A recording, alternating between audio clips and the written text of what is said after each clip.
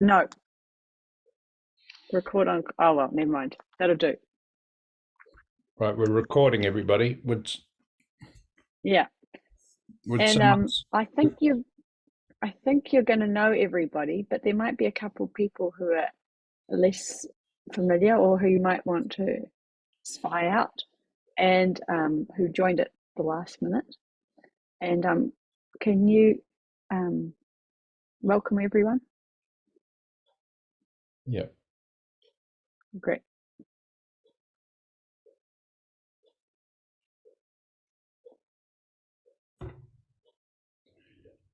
So the home retreat, I thought we would just sit in silence for a couple of hours and enjoy the peace of our own home.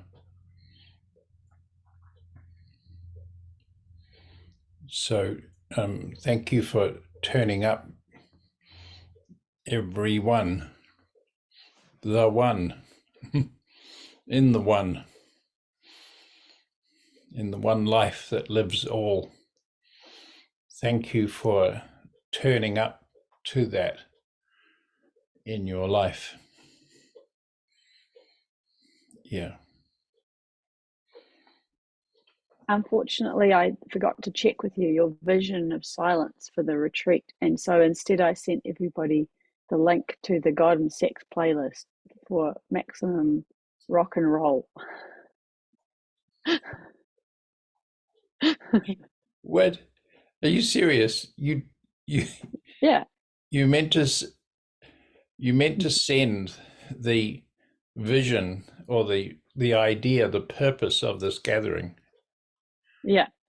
and by mistake you sent the God and Sex music playlist No, on purpose. on purpose. So nobody got the vision. Yeah, as well. Oh, they did get it. Yeah. Right. Would you like to outline, please, Rosalind, what is the vision for this gathering, apart from turning up to the unity condition that is life, or not turning up because you're already there? Yeah. Everybody, you're already on retreat. You're already in the unity condition. You already are the unity condition that is life itself, right? Is anybody here not life itself? Right, okay. Right. So you've already turned up to that, and you have a pleasant home where you can quietly lay the body down or walk around the room, or you can probably walk outside and there might be some grass, some trees. So you already have the perfect circumstance for your life, for this that we're calling retreat. And I'm not even sure of the rightness of the word retreat. There's nothing to retreat from. Think of it like a treat and then A and then a treat. retreat. Another plate of ice cream. Yeah.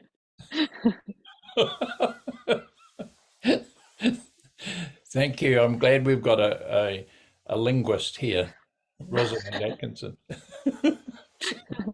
to clarify what we're doing. Yeah. No, we had a gathering like this 2 years ago, and it was we chose this word gathering as a quite nice word because it was autumn in the northern hemisphere Right. and spring in the southern hemisphere, and in the summer in the north there was this feeling of kind of scattered to the winds, summer Mm, holidays and family and this mm, and maybe a lot of movement and that kind of wind blowing through, your life. mm, And then in the southern hemisphere, there was a sense of kind of hibernating and kind of crawling out of one's burrow to sniff around and see what was happening. in the springtime. And so there was an idea that we met roughly on the equinox. It was a month or two later this year because of our travels. But the idea of gathering, like gather in your own energies, gather with other people, but gather in your own intent, Right. gather and gather in the fruits. Yeah. Gathering in the harvest, gathering in what has been sown in the previous season. Yeah. Good, that's beautiful. And I liked the way that, everyone could do that at home in their own space. And we had the concept last time, which I shared this time, of the yoga pitta, or the seat of yoga. Yeah. But I was sending out the email and I was about to say, what is your yoga pitta? What is your place where you sit, or your place where you and then I realized, well, actually your body is the yoga pitta, really, your seat. And then the room or whatever might be an extra bonus on top of your body. But the main place where you have your sanctuary is your own body. Yeah, and where your body resides, in your own house or your own shack. Or your But before it's your seat in your house, your seat could be your actual, your actual hips. Hips. Like your actual seat, your actual butt. Right. Yeah. Well, I do like this idea that, I'm looking around at who's here, and I don't think there are any exceptions, that we are all people who have heard the argument of yoga, or the statement of yoga, the statement from the wisdom cultures, the cultures of reality realization. And we received practices from those cultures that flourished for 1,000 years, 5th to the 14th century. And I met with Krishnamacharya, I met with his son Desikachar, and I learned these practices of participation in the given life, in the given reality. What is the body? And I passed that on, and everybody here has recognized what has been passed on, and everybody has tried practicing that in your own home. And so now we decide to have one more gathering, like we've had in the past, although we are doing it every week. I don't know what's different, what's special, we do this all the time, right? Andy does it on Mondays. Rosalind does it on Thursdays. I do it. Many of you have done it in the student teacher class, which has been a beautiful happening, a global happening, where you have stepped up and taught here. And it's so beautiful. So there has happened a considerable momentum of gathering, of global gathering around the world. And this is perhaps punctuated by this occasion here. And I like what you're saying, Rosalind. It is a retreat, another treat in the recognition that we have in our seat of yoga, in our yoga pitta, which is our own body, sitting. It doesn't have to be sitting. It can be lying down or walking around in our own homes. And gathering in, perhaps, what we have recognized and what we have practiced in months and years that have gone by, and acknowledging that. And I would like to acknowledge everybody here for that, for your recognition of yoga, the unity condition that is the cosmos, that is life itself. You have recognized that. And it's as simple as that, isn't it? You have recognized that the body is the cosmos. You recognize that there is no problem here to life on earth.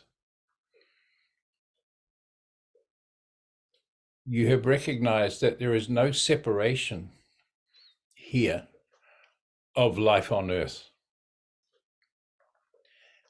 Every unique form, each unique person here, and every grain of sand, every blade of grass, every planet, and every star is arising in and as the unity condition that is the cosmos.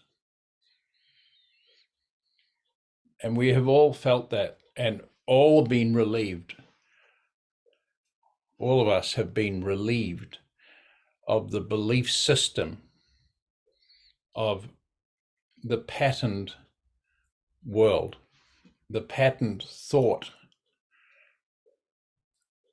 that is separation.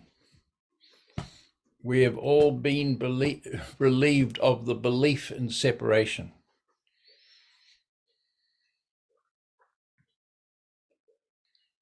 Now, I'm not saying that everybody's now sitting around in Sahaj Samadhi, although maybe, I think maybe Devis is. I've noticed Devis has been sitting in Sahaj Samadhi, the natural Samadhi, in a permanent, unchanging recognition that the body is the cosmos, in a unitary movement with the total cosmos. I've noticed that about Devis.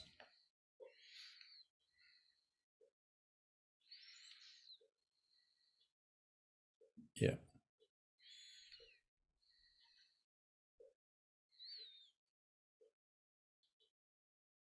And I know most people. Oh, Mark, I know you know most people, but would you like to just hear from a couple or some more people who maybe not everybody knows? Like, for example, Malcolm, who's going under the radar with the anonymous iPhone No, I know. name. No, he's I've not. blown his cover.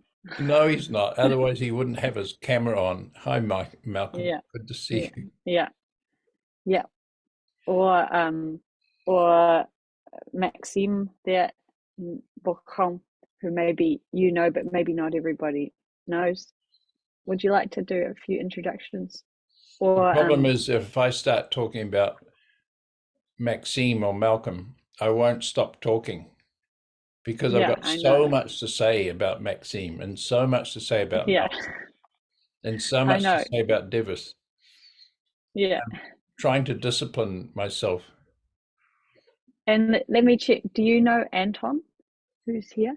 I do recognize Anton, and I recognize the wooded room that you're in. That's so funny because I'm sitting in a similar room. See that? Yeah. Are you in the room next door of my wooded house, Anton? It's crazy. You're on a ski chalet together. In New Zealand, they're called Lockwood homes. Lockwood. Anton, where are you? Oh, my goodness. Hello. 2 for 1 bonus. I paid for one and I got 2. This is Petra. She's also a part of yoga studio. Very nice. Her studio, yeah. We are in Japerovac. It's a small village near to Zagreb, 1.5 hour drive from Right. Zagreb. Yeah. And you're Domagoy's friend. Yes. Yes, I remember. It's students for long time students. Also. Yes, I remember. What I love about Domagoy, he has no sense of ownership of his students. If you come and have a talk to me or learn from me, he's very happy. Yeah. This is something I like also. He's a very unusual guru like that. Yes. Most gurus get jealous and they want to hold on to their, to their status. Yeah. It's a good test for gurus, I think. Yeah. So just you as a case in point, Anton, from years ago through your friendship with Domagoy, you recognize that life is a unity, right? Well, it's a process for me, but yes, I'm in this process of recognizing it. I just want to say that there has been a moment in time or something happened where you did recognize the fact that the body is the cosmos in a unitary movement with the total cosmos, right? That happened as a factual understanding and experience. Yes, more like experience, maybe in some of meditations. Yeah. And but it's kind of it's a flowing thing. It's not one bliss moment for me. It's like how should I say?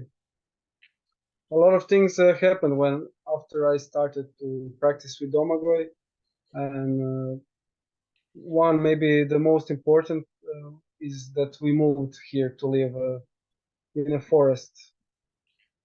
This is something maybe that was most important for me and biggest change, but still we didn't do it in a radical way and we didn't try to push everything that we had before from us. Right. But it kind of happened in a more soft way, just like we learned through Heart of Yoga. You didn't go to India and sit on a mountaintop or find a little cave in the forest in Croatia and disappear from society while you sat in eternal bliss forevermore. Yes, we did. Yeah, you stayed in society. It's just that you were less and less in conflict with society. Yeah, that's true. Yeah.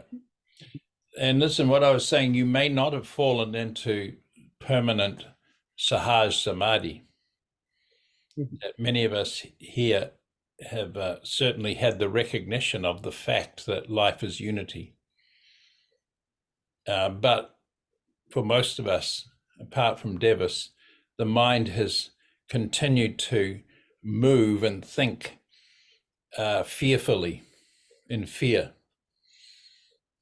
Because thought is fear. Thought is separation. And that's continued for most of us except Devis. Now, Devis is not impacted by the stranglehold of thought. He's not believing in thought. He's not believing in knowledge. And he's not believing in the systems of seeking to get rid of fear in the knowledge that society has come up with in religion and in yoga and in science. He's not believing it anymore. It's not that he's not participating in it, and he's a great personality because he continues to participate in the knowledge authorities of society, but not troubled by it, not strangled by it anymore, not in the belief of it, the cult of the normal.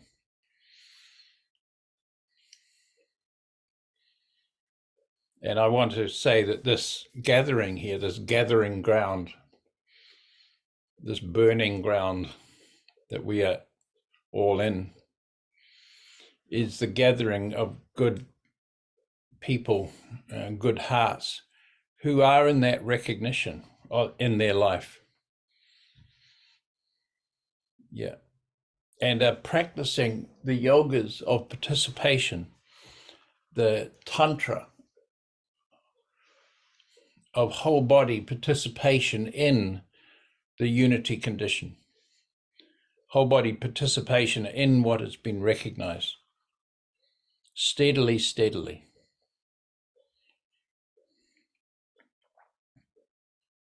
And thank you, Anton, for that steady, non-obsessive, daily participation in the given reality. Yeah. And it means so much to me. My friend Domagoj, my heart friend, when I went to Zagreb and went to Pula, when I left, he said these words to me. He said, now there are 2 Hatha Yoga teachers in the world. But now I meet you and I know there's 3. Yeah. And there's Devis, so that makes 4. And there's Rosalind, so that's 5. And there's Andy, and that's 6. And there's Rose, and that's 7, like that. There's Annette, that's 8. Henrietta, that's 9 Hatha Yoga teachers in the world. And we're doing quite well,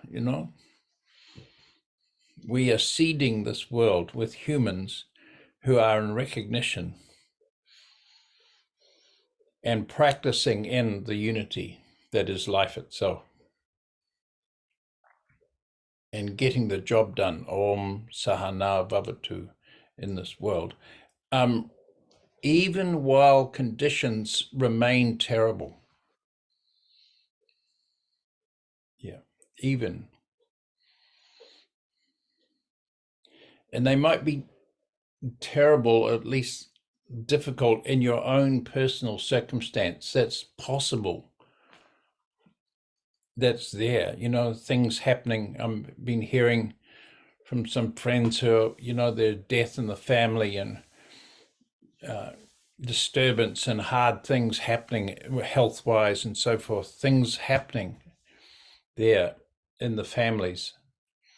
So there's difficult things happening. And then we have what the world is up to in the hot spots of this world and the misery that's being, perpetrated. They're saying the human being, the human species, is the only species that kills its own kind for ideas, for thoughts. They kill each other. And that's always been there. And despite all of our idealistic talk that we've had over the decades and the centuries, and all the idealism of religion and so forth, it's still happening. And then paradoxically, it's happening in the name of religion, in religious tribalism. It's happening in, as I said, in ideas and belief. And that's going on. So I'm saying, in the midst of difficulties in our own lives, still, for us all here, there is the recognition that the body is the cosmos, factually, in a unity movement with the total cosmos. Our yoga is not about trying to realize that with more thought and more knowledge. It's not about trying to realize it because we already are it. . There's no getting to it.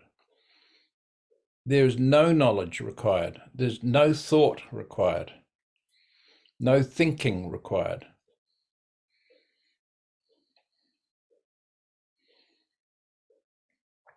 Participation only in the given reality. I wrote, we burn this knowledge out of all knowledge that is primordial fear, that knowledge, and the thought that was based on fear, the thought of separation. Andy said this, separation is a thought. But so take it a bit further. Thought is separation. Thought is fear. And now we're using religion and so forth, you know, sort of like developments of primordial thought. And now we have knowledge and we have cultures and we have world religions and so forth. And we have yoga knowledge. All these things that we're doing to get rid of fear and get to some sort of future realization, you know, of a thoughtless state or a sublime experience of unity in the various samadhis that are described in the traditions. But there is no getting to it. So we burn the knowledge out of our system on this retreat. Burn it, dump it down on the burning ground. Dump it down, knowledge.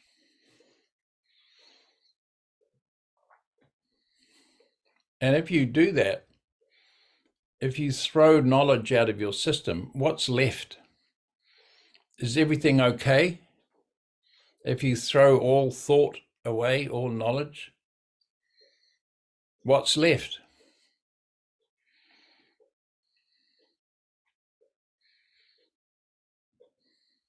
Who can I ask?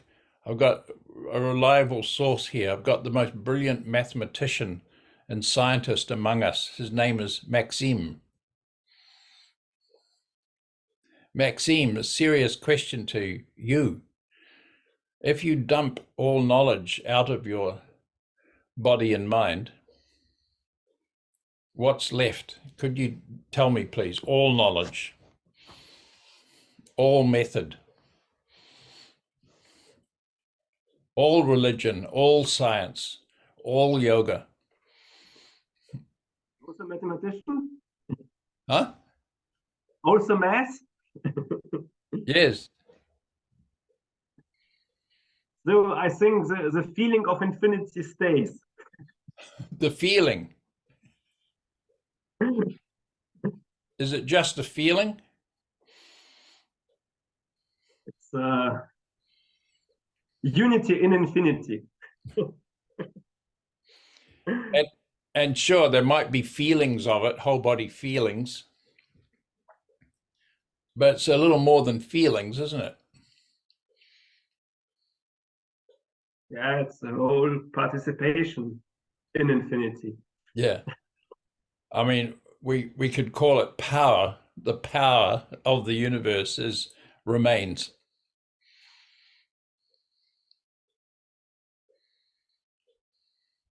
We could say intelligence remains. Right? We could say infinity remains. We could say beauty remains. I find it interesting, Maxime, because your conclusion of mathematics is that it all comes to an end and what is left is infinity. That's kind of your mathematical discovery, isn't it? That's what we talk about. Yeah. Your discovery as a mathematician is that all mathematics finishes, all the pondering of mathematics We throw it away. vanishes. And what is left is, thank you, you said a feeling of infinity, but I just want to extend that. What is left is infinity. What is left is something extraordinary. that is the body.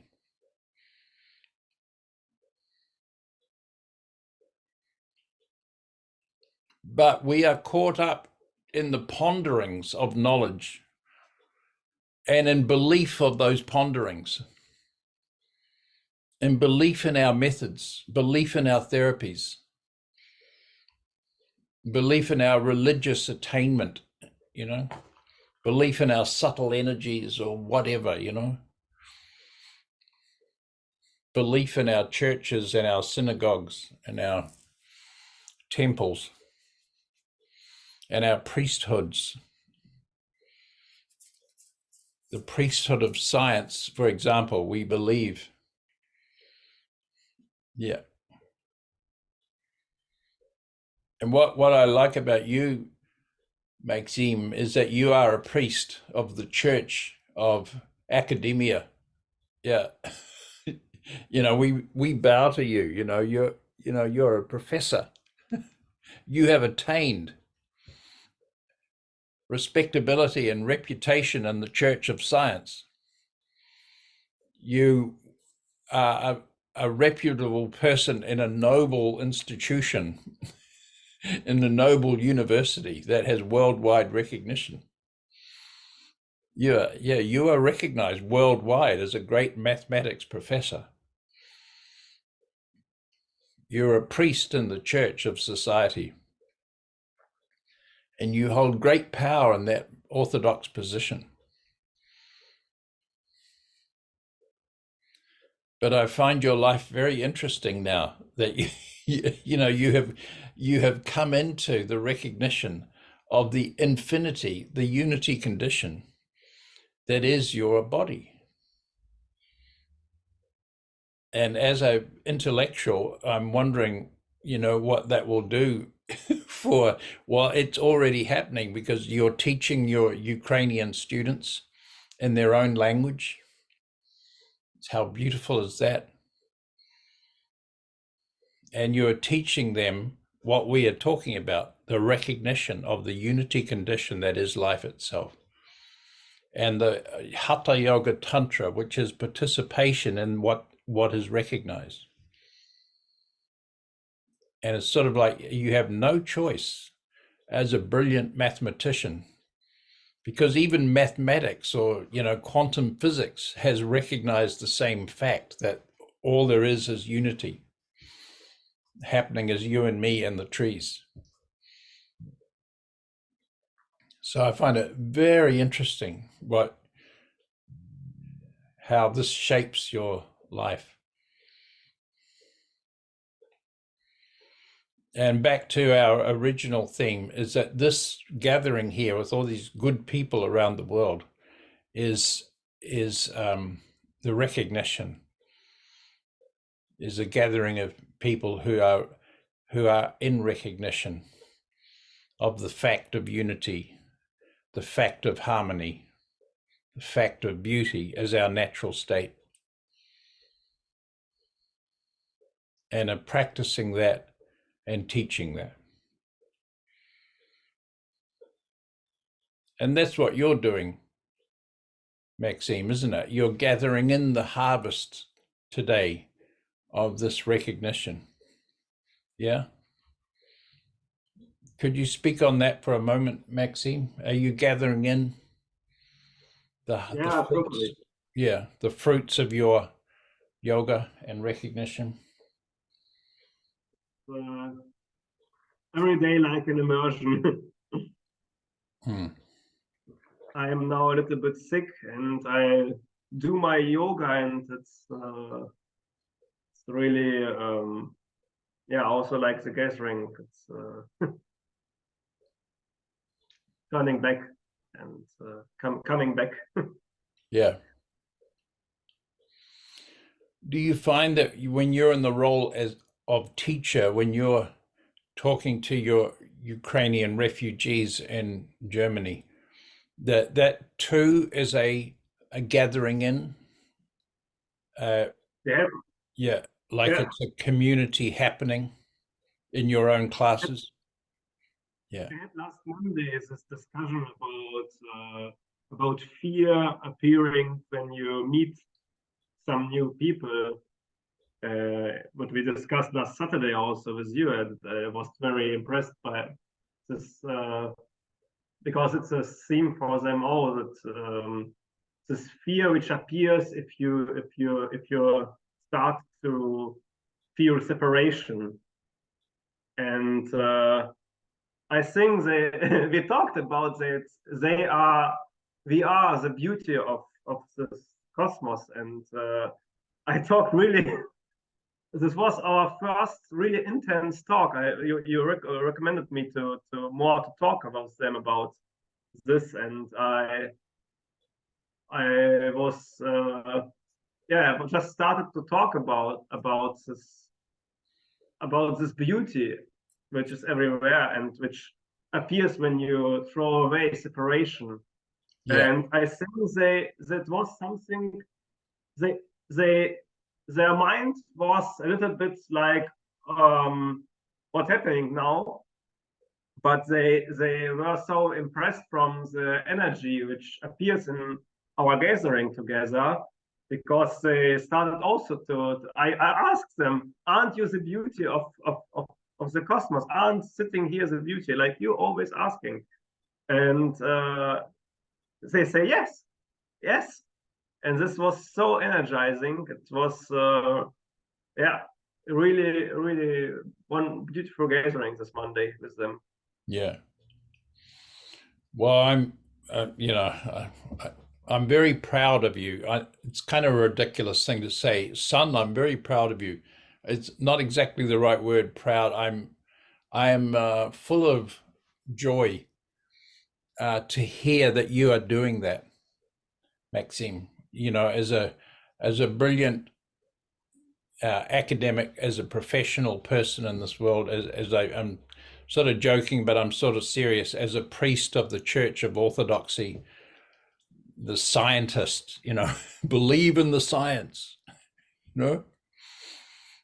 and you have come to this recognition intellectually, logically, in the authority of your own science, and now giving this and hosting these gatherings of poor, unfortunate people, Ukrainians in this case, who have no home, or they have temporary homes. They've been forced away from their own land. And you're there creating a gathering of a recognition of the unity that is the fact of existence. And the yogic participation in the unity that is the fact of existence. And that you've done that in your own life and demonstrated it in your own life in recent times, that you've received these teachings, if we want to call them a teaching.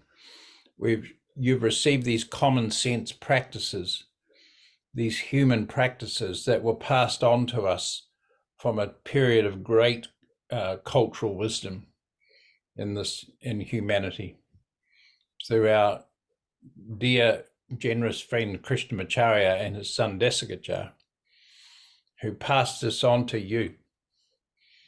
And you're passing it on to those Ukrainian refugees.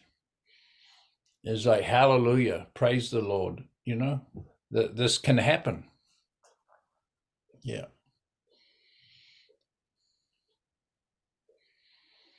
So we're on the gathering ground of this recognition and harvesting today what we have received and what we've learned. And I know that there's many deep friendships have been formed around the world in this gathering that we have. Many.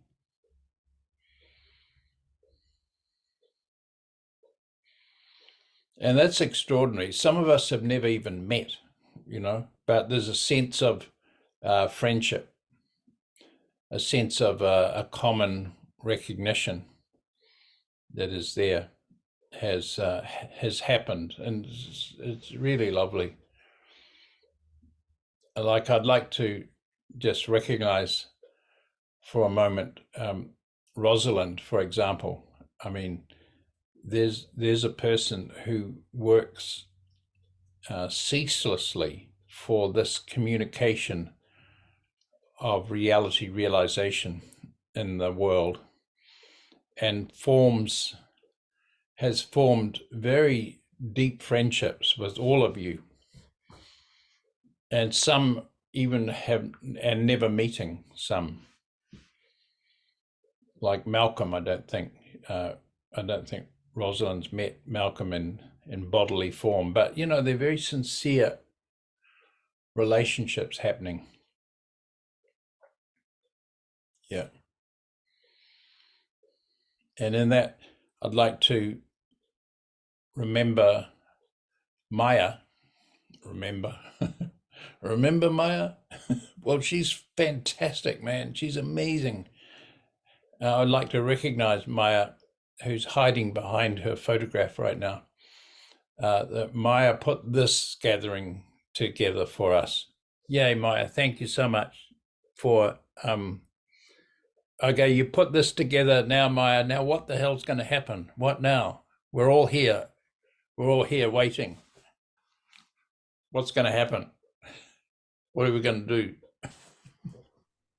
You tell me. Who knows? Let's see. Maya, could you, Rosalind spoke for a little bit, but could you tell us what was your vision and purpose of this gathering here for this weekend? I don't know. I think we just wanted to gather in a similar way that we did 2 years ago, while the lockdown was still with us. And I think that was a very nice experience to be together through the whole weekend.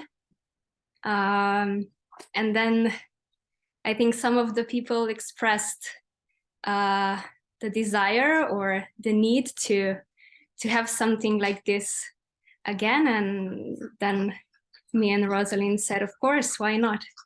Yeah. Yeah. Yeah. Good. Your people's wish is, I guess, our command. Yeah. Good. Yeah. Thank you. It's beautiful. Water is boiling, so I have to go. I'll be back. Okay. Thanks, Maya. Beautiful.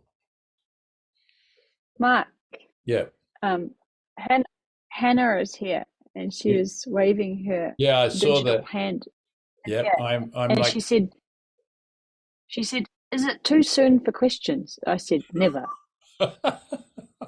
no, too soon, Hannah. I want to give a long, lofty talk about.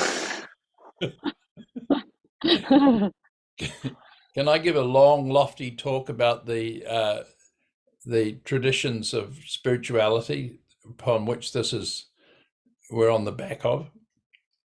Or do you want to interject with an impertinent question? No. Please, Hannah. Yeah. I do want to interject because I have an objection. I don't understand something that you've said. Yeah. And so long as I'm not understanding, I'm not really taking in what else you're saying because I'm having an inner tussle with the thing that you've already said. Thanks for your honesty. Yeah, what is it? Okay, so thought is fear. That's it? Right. But what about all the thoughts? All thought is fear? Yeah. And what about when you say like the mind is for relationship only? Like it sounds like a demonizing of thought, and I love my capacity to think. Yeah.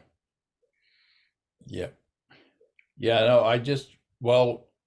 like I said, we will never come to the idea of a thoughtless state that has been so praised in the traditions. We're supposed to like stop thinking and then be in a thoughtless state, and that's never going to happen. I'm just saying that you are no longer, Hannah, in the stranglehold of thought, where you're believing in thought, where you're believing in knowledge. Yeah. And I am saying that the presumption of separation is a thought. But I take it a step further, that thought itself and the belief in thought is fear, is separation. If you crack that code, then you're free to have thought. And then you'll be delightfully expanding in thought, you know, and writing and creating poetry and art and music and everything, you know. But the way, if I could just give you that treatise, but so in primordial times, the human, what was human was simply in a state of naturalness, right? In the unity condition that is life itself. There are no problems. And then the human, because he could stand erect and look up and look out with a highly developed brain core and a big head, you know, brain core, and highly developed sense mechanism, right? Perceiving mechanism. We looked up from the swamp. I was like this, and I looked up and I saw what was there, and it was frightening. I thought separation. At the primordial lifting of the head and seeing the world as it is, right? You'd think that would be a good thing. and it can be a good thing to be an upright human with a soft brain core and a soft frontal line, to look and see the beauty. But that was accompanied, and I'm talking primordial human experience, that was accompanied with fear. In the Veda, there's a statement, ancient statement, wherever there is an other, fear arises. And we looked up from the swamp and saw the other. We saw the other creatures as other. We saw the natural world as otherness, and us as fearful, separate beings in what we perceived. Are you with me?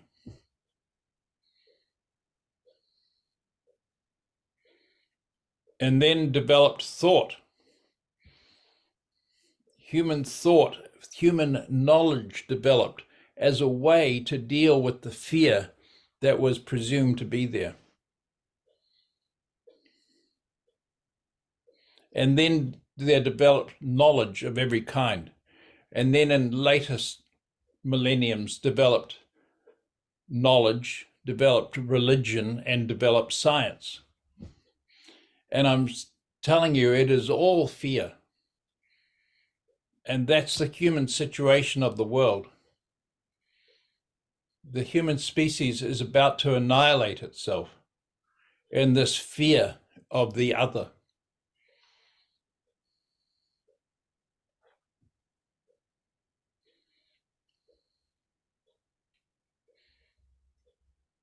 And if you cognize that thought is fear, that thought is separation, and you see that that's what's going on in the patterning of society everywhere, and then you simply burn that out of your system, and then your thinking brain core is going to be very useful. Your thinking will be very useful then. Useful and not fear. Yes. Thoughts that aren't fear. Yeah, and not knowledge as some sort of seeking process towards some imagined improvement. some imagined sublime religious realization. And I think I'm just saying something to you that is already your experience, Hannah. You are no longer in the stranglehold of knowledge. You might be a little bit, and I think that's the thing to explore. Like, does the Catholic Church still have a stranglehold on you in their value system and their thinking presumptions of God as future God?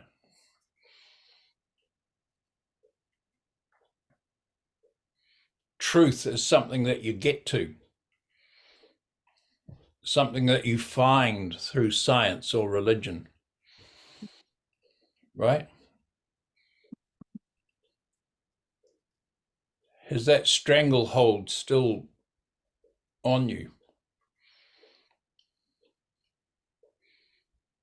I am thinking of a future goal, yeah, even with yoga. Yes, Yeah. thank you. Definitely with relationships. Thank you. Yeah. A future. And that's accompanied with frustration, seeking, anxiety, fear. It might not happen. Mm.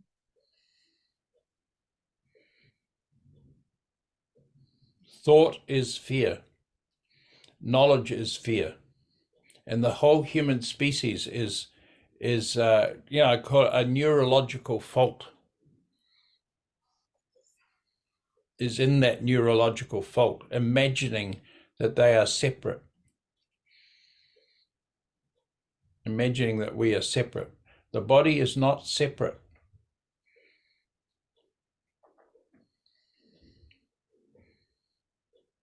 How can the body be separate? The body is in a unitary movement with the total cosmos. It is at one with the earth realm, for example, and God knows, and it's at one with the sun.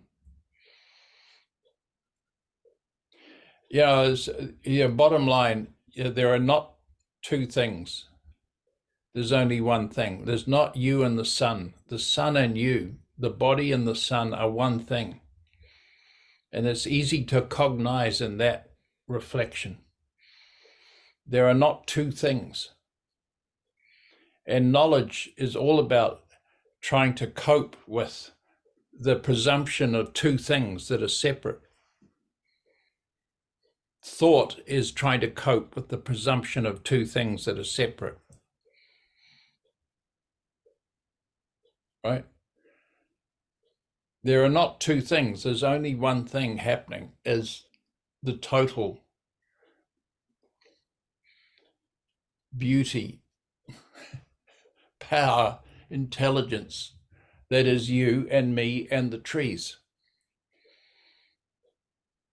And I said, so stop doing all that, like stop meditating, because it's in that presumption that consciousness is a separate thing you can reside as. And stop religifying yourself with the idea of a future God that you're going to get to.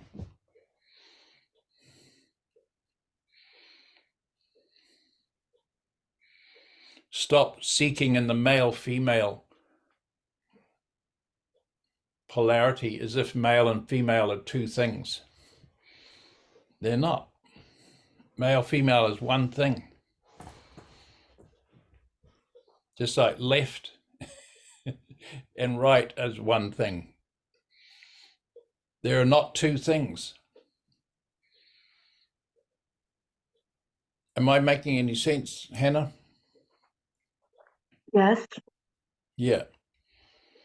And does the not to, like, it also extends to the mind? Like, the mind isn't separate and the thoughts aren't separate. So Exactly. It's not like we're trying to get rid of the mind and the thoughts. Exactly. And then, then thoughts become delightful and useful. Yeah, and that's what I was saying. I'm not at all suggesting that Anton go to a cave in the forest now that he's realized that the world is false. We continue to participate in the even in the nonsense. You still got to have a bank account, otherwise you're going to end up a crazy person. Mhm.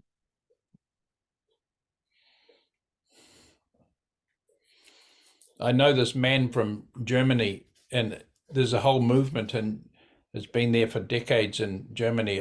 They're called the free man, and they completely dissociate from society. They don't have bank accounts. They have no identity whatsoever.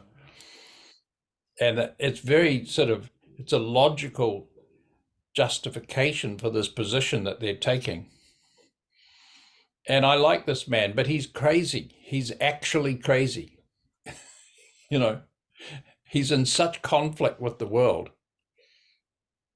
You know, he's a crazy person. You know, I said, don't be in conflict with the knowledge that's there.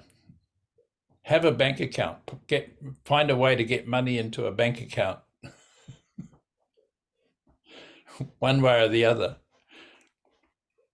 by fair means or foul. Get money in your bank account.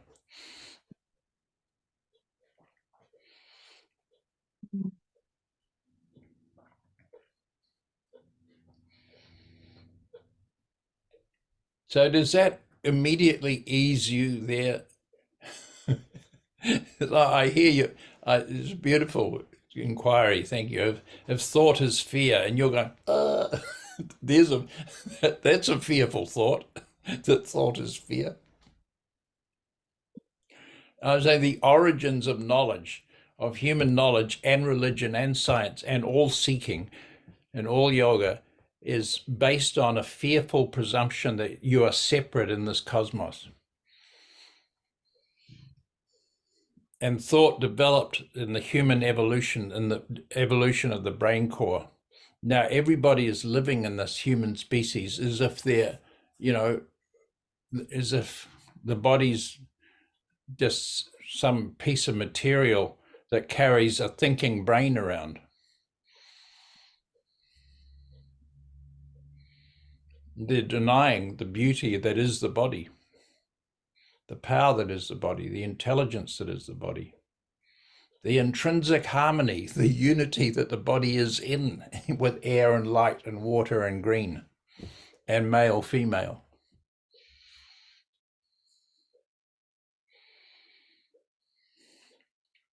And that's the unfortunate circumstance that you were born into, Hannah, in Ireland, is that presumption of separation. But you as a yogini, participating now in the given reality, the power of this cosmos that is you and me and the trees perfectly happening. We recognize this false presumption, this falsification of human beings, including ourselves, that happened. And you're relieved of that now. Completely relieved.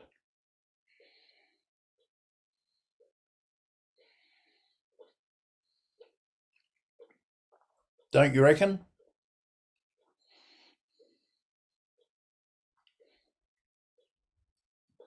So the mind is for relationship only. Yes. How does that relate to what you're saying about thought is fear? How can they both be? What's the connection between those two statements? Well, just the way thought has Can I developed. say something, Mark? Yeah, please. Hannah, you're making me think of a line from Keats, and you're making me think of the line from the poem Ode to a Nightingale. So much so that I was even thinking maybe on our next session we could read it, because it's the ultimate poem of all time about escapism, or like the longing to get away from a painful or difficult world.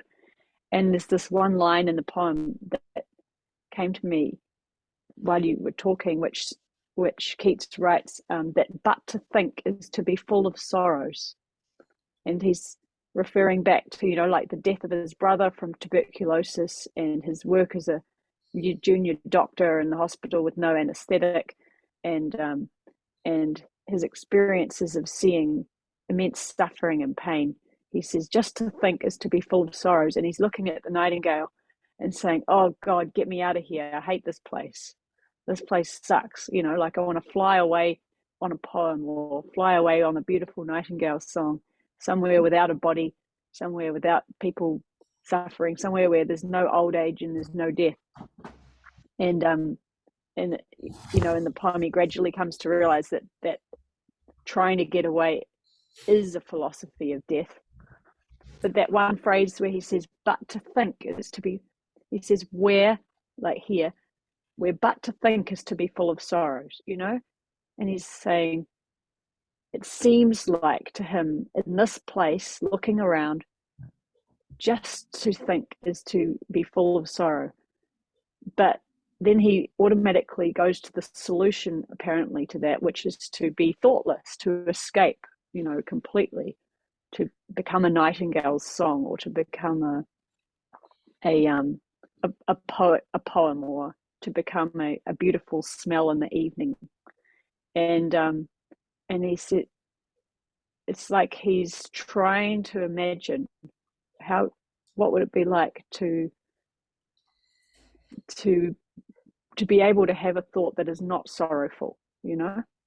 But he's not saying that the nature of thought itself is sorrowful. He's reporting that as he's looking around, it seems like, but to think is to be full of sorrows, you know? Like, obviously something's not right. And the solution is not escapism, and he's not quite sure what the solution is. It's kind of a diagnostic poem rather than a ecstatic poem. Right. It leaves him in a with a question, and I'm suggesting. Yeah, but it's a very, very good question. Yeah, but you know that English culture of Keats and even your guru William Blake, they didn't have access. Very different.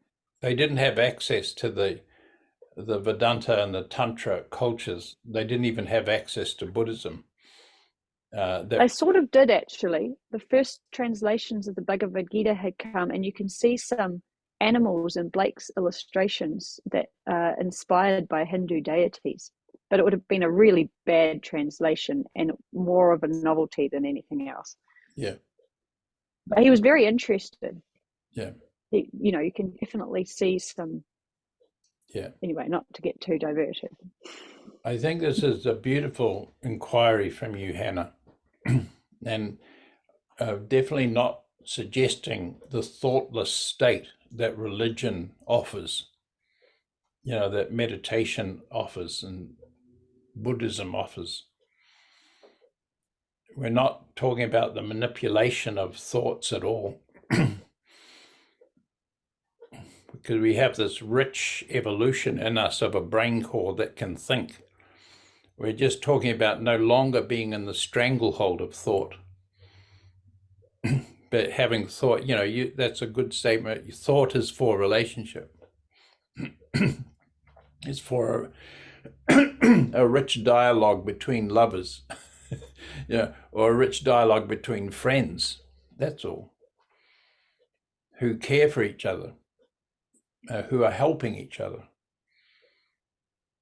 in the unity condition that is all that there is. And then I'm saying that this is the necessary evolution of the brain core of humanity. Otherwise, war is going to go on and on and on forever, and with nuclear armaments, we'll probably destroy ourselves. This evolution of the brain core that is no longer then a stranglehold on the body, and the beauty that is the body is recognized, and the continuity of the body with the cosmos is recognized as a glorious thing that's already happening.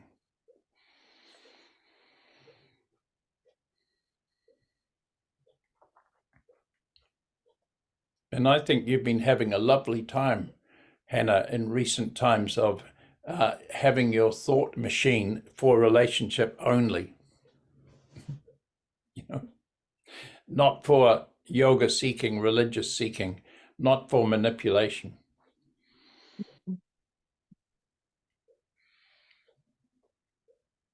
Is that true? You've been having a lovely time with your thought machine.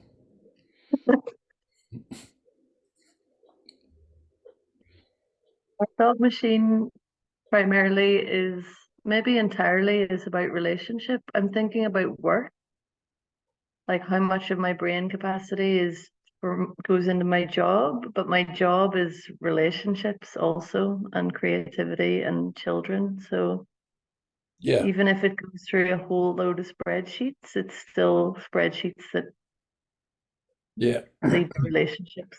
Yeah.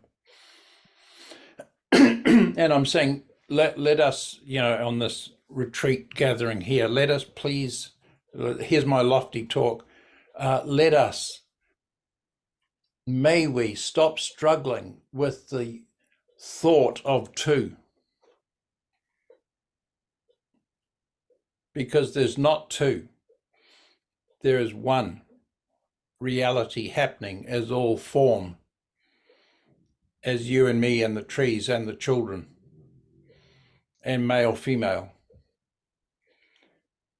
in same sex or opposite sex intimacy or any gender identification that might be there.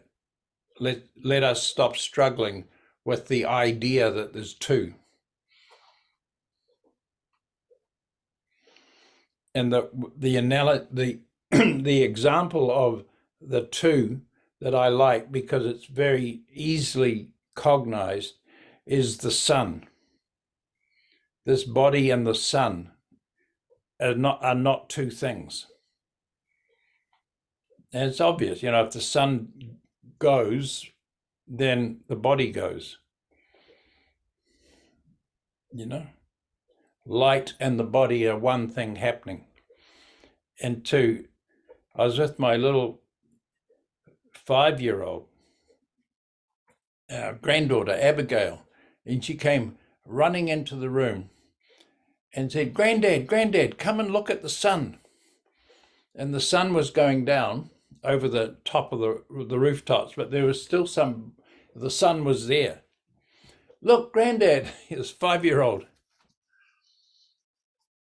And I said, let's feel the sun. And we both stood there with our eyes closed, little 5-year-old, and going, oh.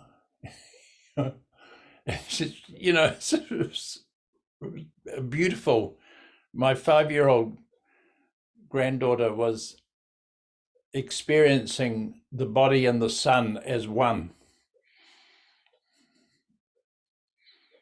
And then I chanted the Gayatri mantra for her, and we chanted the whole mantra while my 5-year-old was there in this unity condition of the body and the sun as one reality.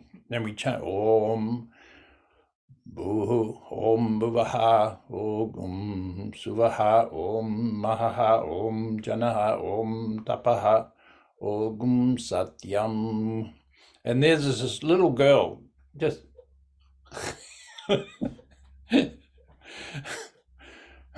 Om Bhuvasvaha Om Tatsavityo Parenyam Bhago Devasya Dhimahi Dhiyo Yo Na Prachodayat.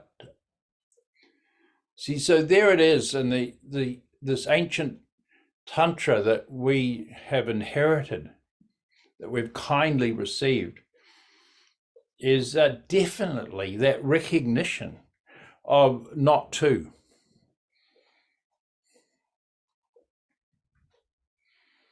And they have the sun, this Gayatri in the sun is very deep in that culture, and that living to the sun cycles, acknowledging the sun in the morning, acknowledging sun at noon, at the high point, acknowledging sun in the evening.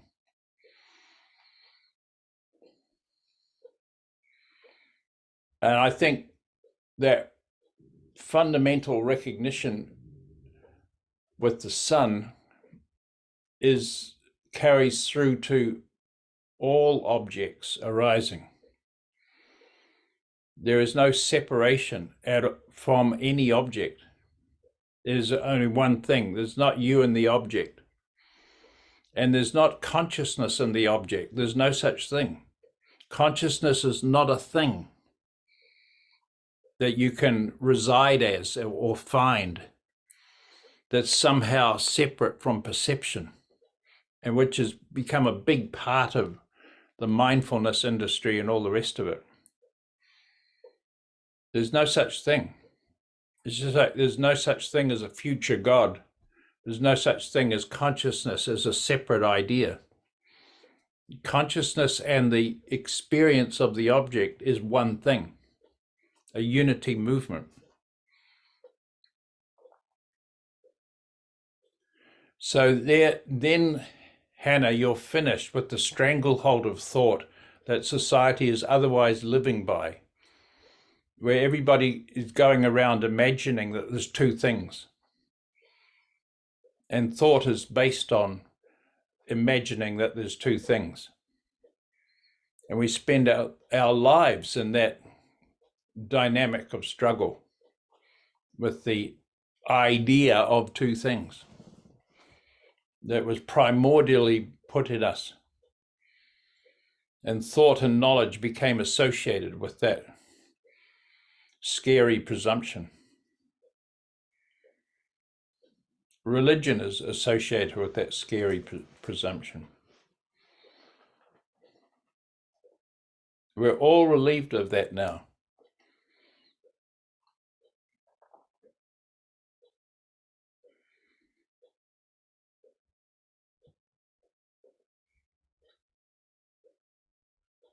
Okay. Anything else, Hannah? Nice to see you. Nice to see you. I love it. The mind is for relationship only. Nice to see you. The mind is for saying, I love you. Or a great guru said the mind is for saying things like, pass the butter. It's just for a relationship only. And that can be quite complex, like Maxime dealing with Ukrainian students who are suffering the trauma of their families at war. It can be quite complex how the mind is used for a relationship only.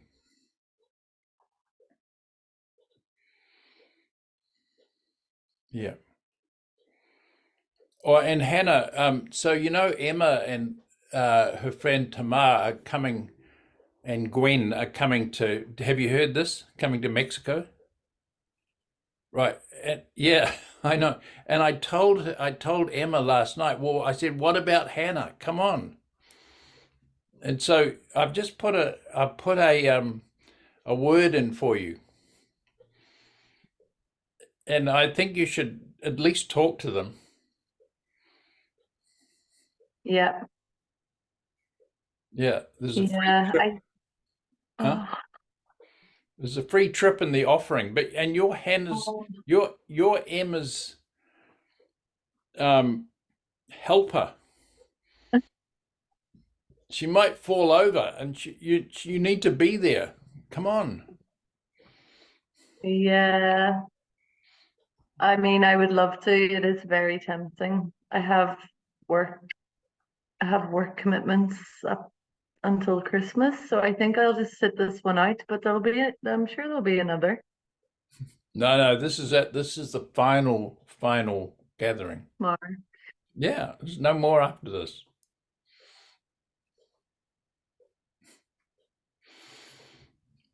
Anyway, no, give it. Not true. It's only 10 days. You can take 10 days off work.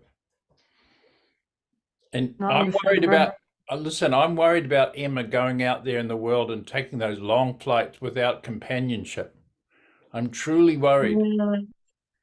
Yes, it shouldn't be happening without you. Yeah. I think if we put her on the plane and then Tamar and Gwen catch her on the other side. I think she'll be okay. No, that's not good enough. I saw Emma in Crete, and she needed, you were her nursing care, actually. You made sure she was okay, and sometimes she wasn't okay from day to day, you know? Mm-hmm. So I think I'll forbid it if you don't come. You'll forbid gathering? No, I'll forbid Emma from flying from Ireland unless she's Oh her nurse companion is there with her. my God, imagine that I could work. Oh, if I could do it online. Like, Now you'd you're receive talking. messages. That's the kind of talk I want to hear. Mm. Right, I'm gonna tell her about this conversation. I would love to go to Mexico. I would love. The pyramids, man, the Mayan. And Raul, Yes. Hey, dreamers, this is about the specialness of being in your own home. No Oh, yeah. Mexico dreaming allowed. Yeah, but that's true. But when a person with health issues leaves home, they need companionship and a stable, healthy body by their side to hold them upright. That's all. We were describing you here, Mark. I'm here with my auntie and uncle and my cousin. We were describing you as the yoga salesman. That you've got yoga in your briefcase. Well, that's all and you're right. going Somebody's door got to door. sell it. Somebody's got to sell it. Yeah. For God's sake. I'm not doing very well. Yeah. It's a big world. Why are there 10 million No, people here? We were saying it with love, not criticism, don't worry. Hey, and I just want to make a note of Mimi and Maya are in hot contestation for the best mood lighting. Check this out. I think everyone should take note of Mimi and Maya's mood lighting situation. Well, what is it? Are we supposed to feel all spiritual about it or something? Like, oh, No, treat. no, it's more like a good idea, a practical thing to do to help the body ease into sleep, you know. It's not about emotions, it's about physicality. No white light. Yeah. Right. No Okay. blue light. Yeah. But Yeah. I want to tell you, I'm admiring it. I want to tell you, I was with Jessica Chow and we were touring Australia, and we had a huge meeting in Melbourne. It was in a great big hall, and I spent a lot of time dimming the lights and creating mood in the room, you know, waiting for Jessica Chow. There would have been like 200 people there, waiting for Jessica Chow, my teacher, to come in and creating a mood, right? And he walked in, strides in, and he said, I can't see anybody. Turn the lights on. In this Melbourne hall, it's like bang, glary white light, and suddenly everybody's there, you know, in a well-lit public hall. And he said, that's better. Now I can see you. And I was quite shocked because I'd created the mood, you know. There were candles, you know, there was a spiritual atmosphere. And my spiritual teacher walks in and bang, the lights go on. So, see, I can't see Maya right now, but I want to see her. Oh. Turn those glary lights on, Maya. I want to see you. We're not going inward on this. It's an Andy trick. Yeah, we're not going inward on this yoga retreat. We're not trying to stop thoughts on this yoga retreat. Hey, by the way, I like that term retreat. We changed it in the Netherlands to the attack, the yoga attack.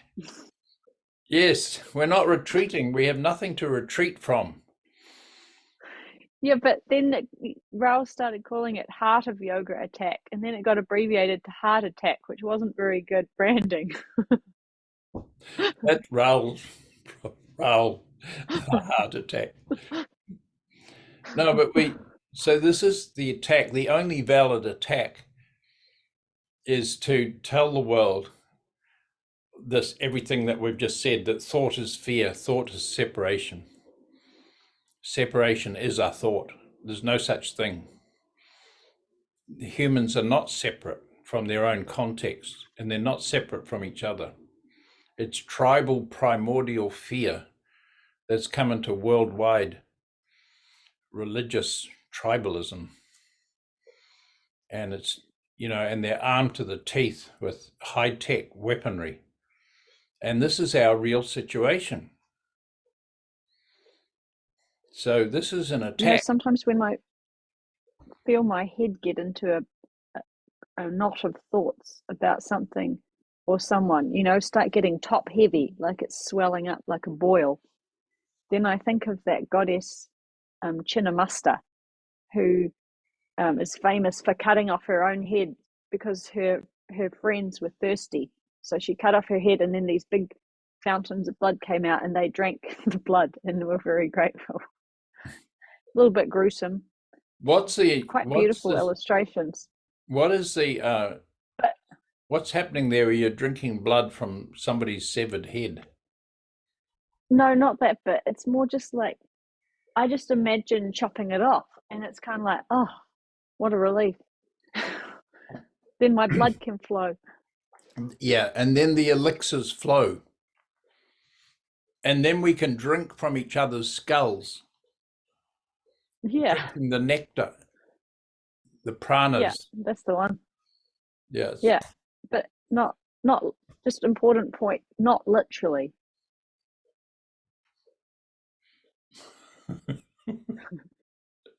I don't know. Hannah, you can drink from my skull anytime. And I can drink from your skull, the yogic nectars, the elixirs of life. Yes, and we do drink from each other. That's why we're all friends here. Raul started drinking from my skull years ago. Yeah. And now he's taught his mother in Argentina, and he's taught all around the South Americas, and he's teaching throughout Mexico. Thank you, Raul, from drinking from my skull. Yes. So I had proposed what my idea was. I posted Ganesh last night that you, Raul, very kindly sent to me. And I liked it because it was obviously your home retreat. I don't know if anybody saw that my Instagram post of last night to announce this gathering here. And it was a lovely photograph of Krishnamacharya, beautiful. I enlarged that photograph. His eyes, man, they're beautiful. Talk about drinking from his skull. Yes. Okay. Sitara, thank you so much. Yeah. And it was your little home puja place, right? Krishnamacharya and Ganesh, yeah, and candles and. Actually, it is the altar at the Shala Nikal, Right. where you're going to do the master class. I have something similar, but that statue of Ganesha is not at home. I have other ones. Yes. I always tend to lay it on and create the atmosphere. Yeah. Turn the bright lights on that atmosphere so I can see the people and be in relationship. It's a beautiful corner. Yeah. Well, Rosalind was talking about the seat of yoga, the Yoga Pitta, where you live, which is the body. She said it's your own hips, fair enough. And perhaps that if you are inclined, you have your own little place in your home that could have maybe a photograph of your guru or of your deity, and you go to that place and face the same direction in your home every day. Now, I'm not at all suggesting that there's any requirement for this, because there's no requirement for anything whatsoever. And I think it's something to understand that, you know, please, we can use the ceremonies and the iconography of religion freely, as long as you understand there's no necessity in it. And this is, you know, this is freedom from thought, freedom from fear. If you understand that there's no necessity to have religious iconography or religious ceremony or religious language, then you can use them as tools of expression of intimacy freely. But it's tricky business. You know, there's shark-infested waters to use puja and ceremony, and, you know, and a special sort of puja table, etc. With that qualification, then you can indeed set up a special puja place and face the same direction when you do your asana every day, or face the same window, the same view of the ocean or a tree or whatever, where you do your yoga, is a nice idea, right? So I was going to suggest that we use that idea today in our home retreat. And please be thinking about your positioning in your house. And I don't necessarily want you to do it right now, but just let's see if you have a place in your home where you go to on a daily basis and do your sadhana there. Do your asana and pranayama facing the same direction, and maybe facing your puja items, you know, your sacred rock, a photograph of the mountain of your people, you know, or a photograph of the ocean of your people, or a photograph of your teacher, your guru, you know, and have it there and tasteful. There might be flowers, there might be candles, maybe not. No necessity in this. And go to that place and begin your practice. But I thought in that consideration, and what Rosalind was pointing out, that Maya and Mimi have the atmospherics all well established, fair enough, good. And they might have some photographs of their teachers with some flowers. And I know Raoul does in the places where he teaches. He sent me a photograph yesterday. So I thought we would chant to Ganesh, the power of life that removes obstacles, the power that is in this universe that removes obstacles.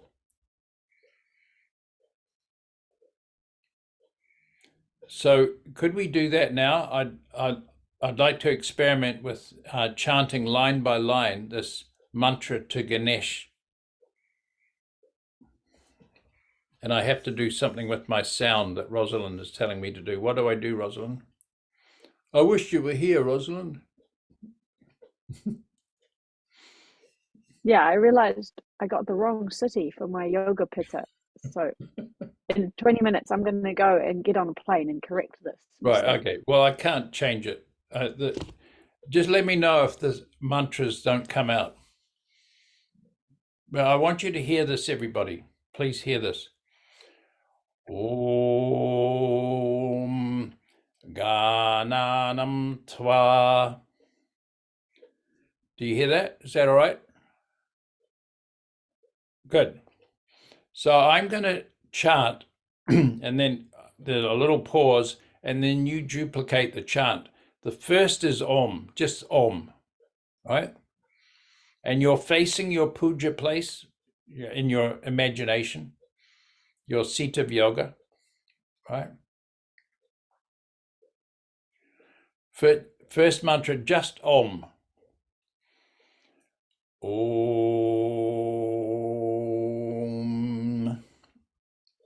You go. Om.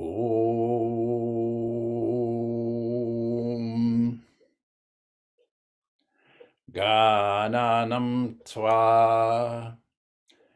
Gananam tva. Ganapati gum havamahe. Ganapati gum havamahe.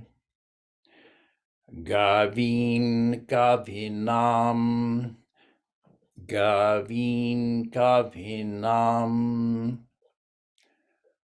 Upama shravastamam. Upama shravastamam. Jaistarajam brahmanam. Jaistarajam brahmanam. Brahmanaspata. Brahmanaspata. Anasrinvan. Anasrinvan. Otipishida sadhanam.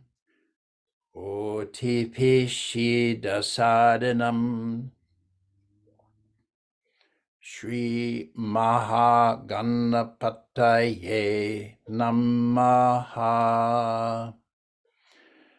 Shri Mahaganapataye Namaha. Again, that line. Shri Mahaganapataye Namaha.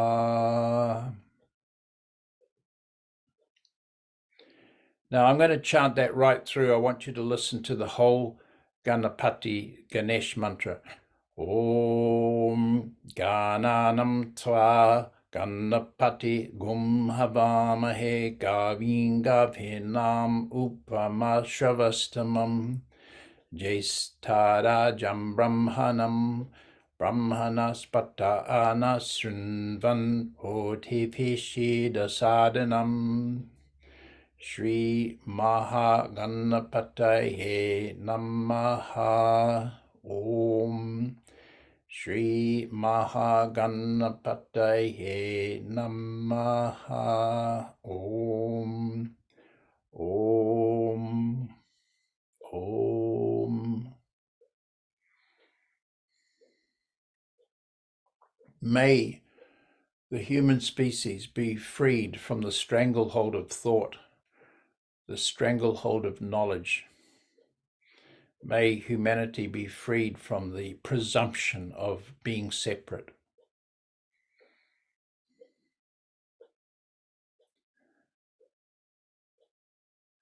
May humanity recognize what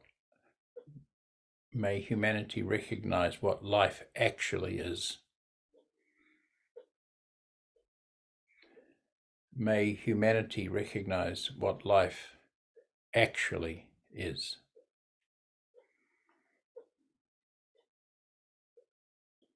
May the whole body relax into its natural state, the state of harmony.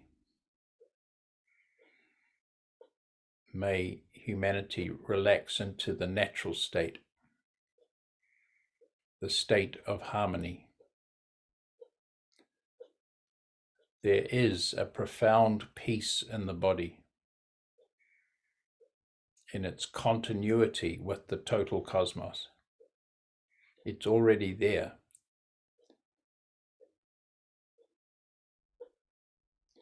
It is our condition. There is no getting to that. Trying to realize peace is disturbing the peace.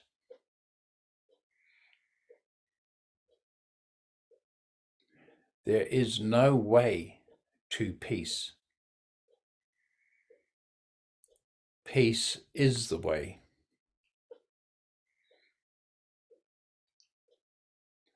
There is no way to peace. Peace is the way. There is a profound peace in the body.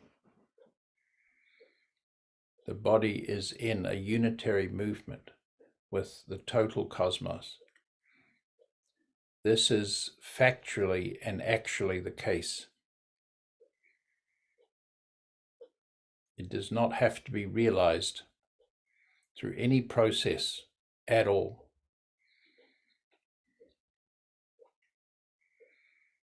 The body and the mind are not instruments to realize anything.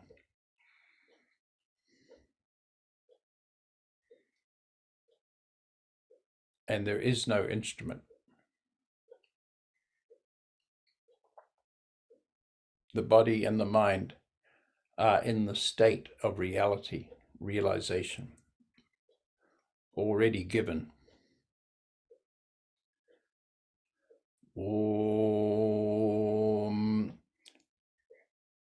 Gananam Tva Ganapati Gum Havamahe Gavin Gavinam Uphamashavastamam Jaistarajam Brahmanam Brahmanaspata Anasrinvan Otifishi Dasadanam Shri Mahaganapataye Namaha.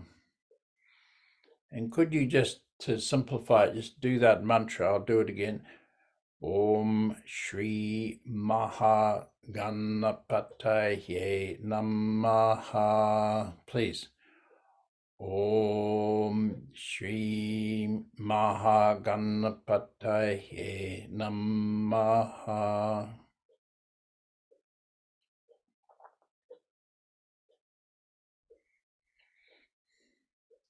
So in that religious language of the Vedic culture that held yoga for so many thousands of years, in that language, there was a deity called Ganesh.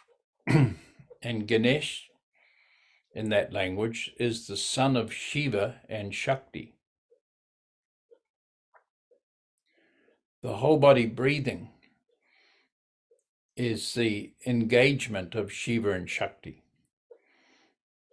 The exhale is the Shiva, the strength of life ascending, and the inhale is the receptivity of life descending.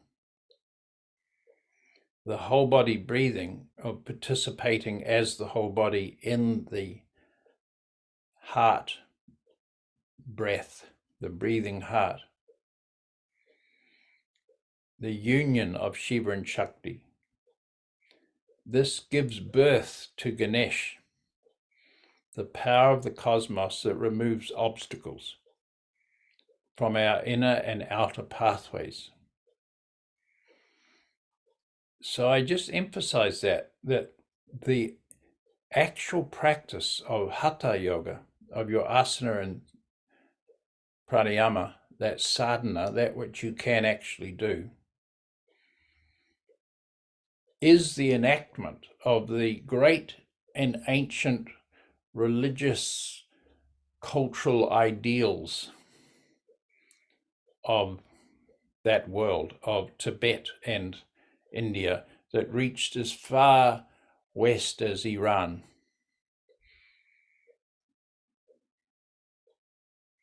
And went as far east as Japan, Cambodia,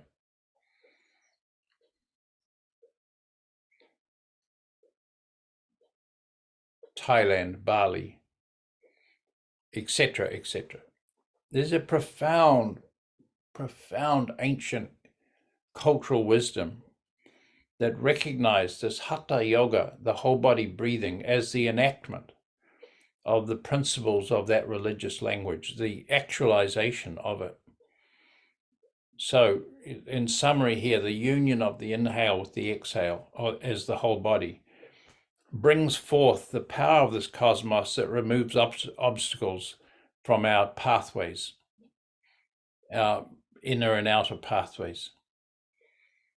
So it's a very useful thing. Krishnamacharya is saying the whole of Hindu India should be given their yoga as the practical means to actualize their devotion. And then he would go on and saying Christians too need this practice to actualize in their own religious language their ideals of their culture. And he would go on, Muslims too need this practice to actualize their religion of love, their religion of unity. Yeah. So let us pray for the state of the whole church, for the state of humanity.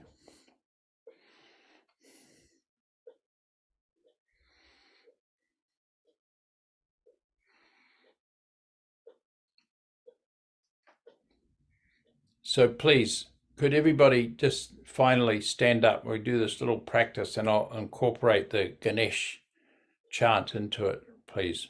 Is that all right? Can we stand? Or if you're not in the standing mode, you can just sit and do it.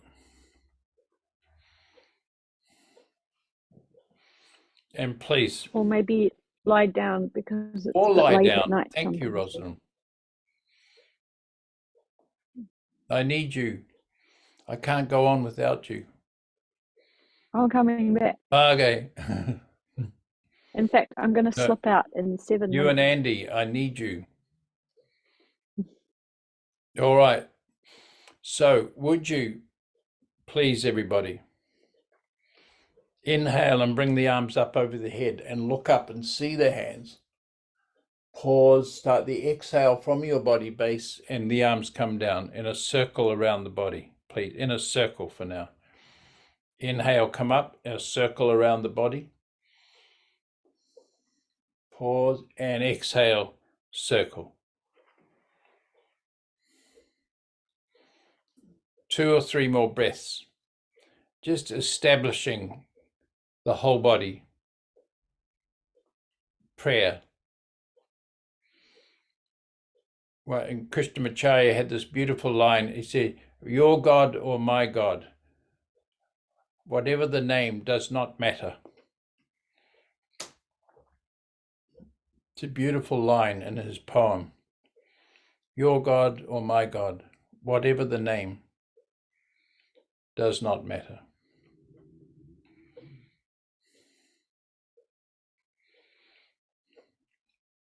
Just for your prayerful day on this day of retreat, on this day of gathering in the fruits of your harvest, all the fields that you have sown.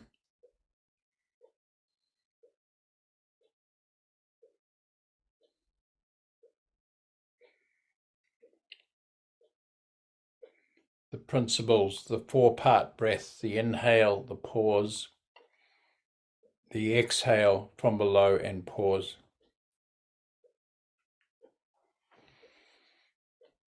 Yes. One more breath.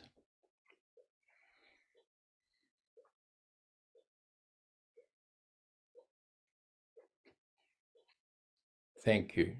And the hands come to the heart for the final exhale. Right.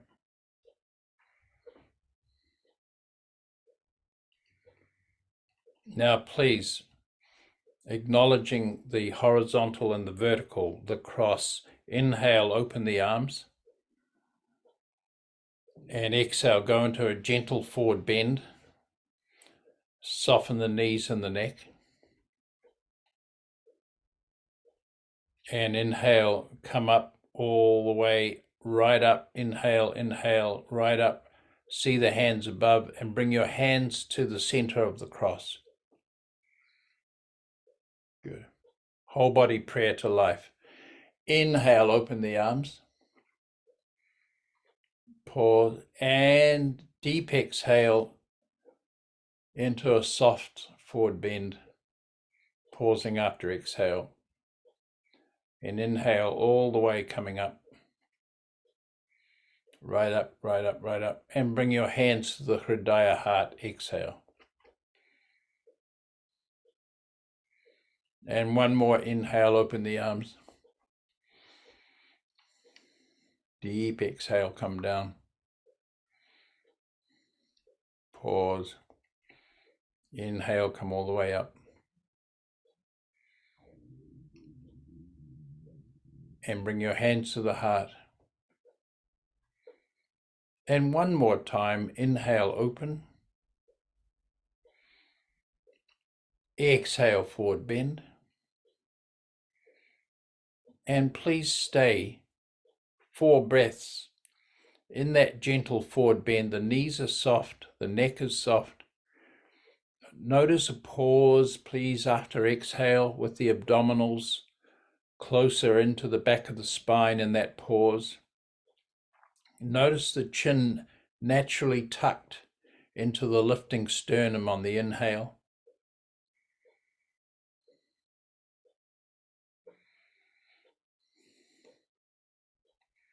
Four breaths, easing the forward bend on the inhale, deepening on the exhale, and imagine the pouring out of all that you don't need, flowing out of the ends of the arms and legs in that gentle forward bend.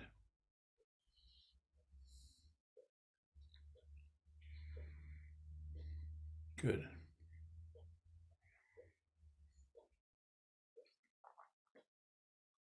Good. And on your next inhale, come back up again. Inhale. All the way up. And bring your hands to the Hridaya heart on exhale. And just to use that religious language of a particular culture, the inhale and the exhale merge, and the state of the whole body is recognized by the mind. The natural state of the whole body is recognized. These power of opposites in union, they do not exist independent of each other. Strength with receptivity do not exist independently. In that language, they call that Shiva and Shakti, and many other names. Krishna and Radha, Sita and Ram.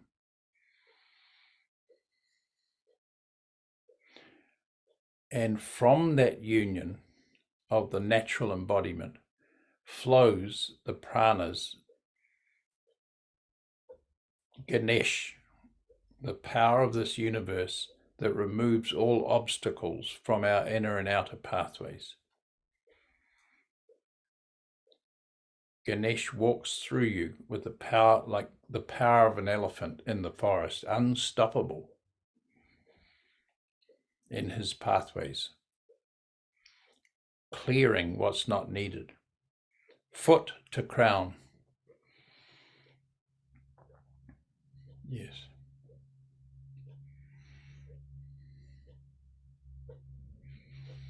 And remember the mantra is Om Shri Ganapataye Namaha. Please with me. Om Shri Ganapataye Namaha. Inhale gently. And again. Om Shri Ganapataye Namaha. And inhale, bring your arms up again, please, in a circle. And exhale, forward bend, come down. And would you just stay in that gentle forward bend, knees very soft, the weight through the front of your feet, the toes active, and do 4 breaths in that gentle Uttanasana. And I want you to feel the releasing process, like pouring out of your head, out of your arms, out of your hands, through your legs, through your feet. All obstructions, everything that you don't need flowing out of the system, taken care of by infinity.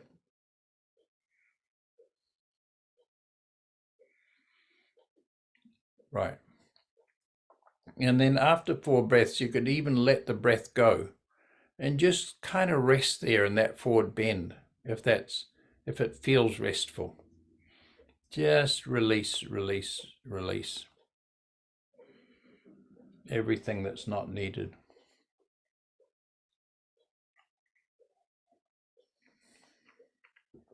And please now walk back into down dog.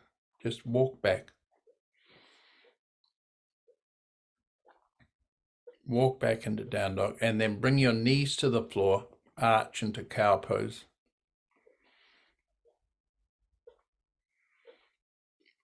And then go down into child pose. And just come back to cow pose, please. And then that mantra, back to, and then down to child pose, Om Shri Ganapataye Namaha, down with that mantra. And inhale, come up. And back to child pose with the vocal mantra, Om Shri Ganapataye Namaha. And inhale.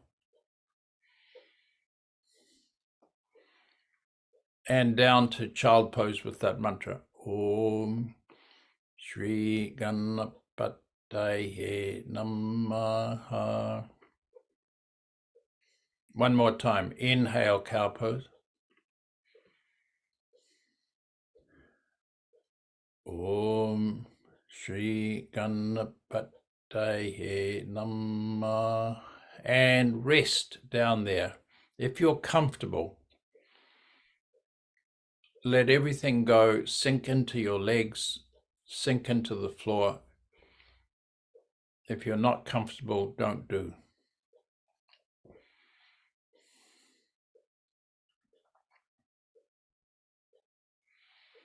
Good.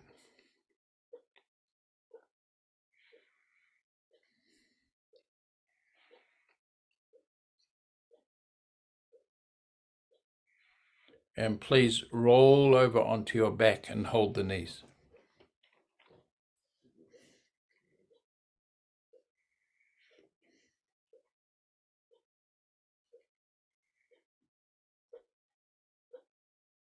Just rest holding the knees.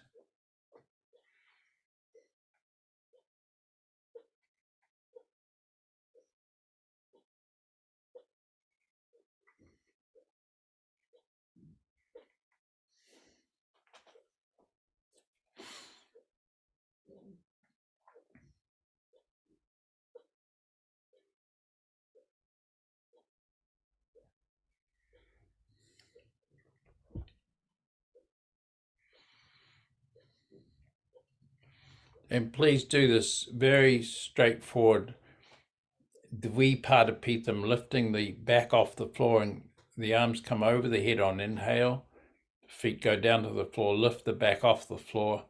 It's a masterful pose. And exhale, come down and hold the knees. Bring the knees into the chest and pause. And do 3 breaths moving like that.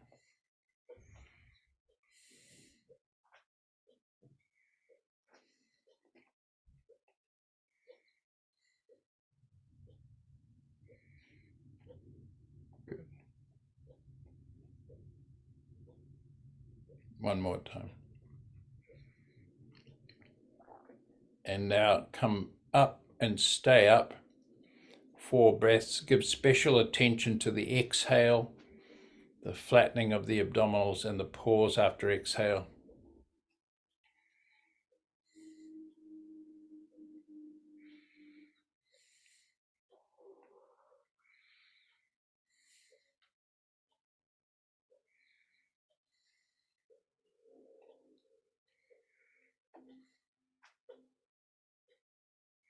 Good.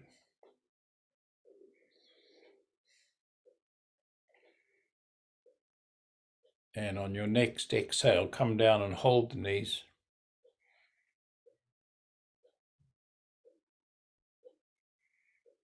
And resting again, holding the knees.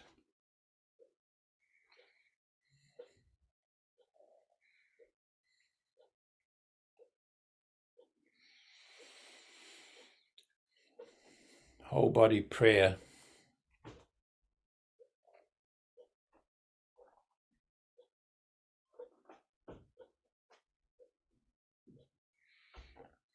What us humans need is the recognition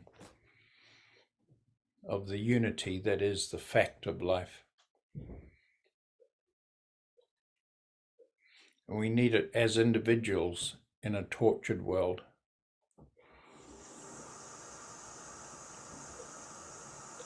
To be relieved of the belief in separation.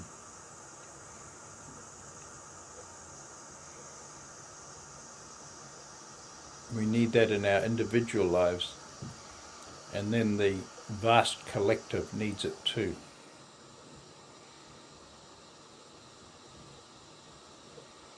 And each of us, I'm so happy to observe, is making that communication into the world in your own local ground.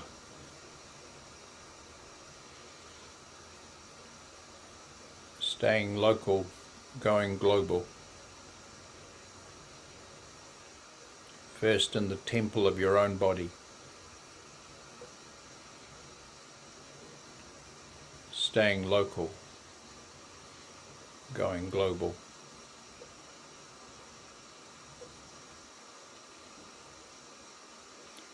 Shri Krishna Vagishaya Tishvarabhyam Samprapta Chakrankana Basya Saram Sri Nutnarangendraya Tao Samapita Swam Shri Krishna Mayam Guru Vayamide Varodhe Kartike Mase Shatatara Kritodayam Yogacharyam Krishna Mayam Guru Vayamaham Bhaje.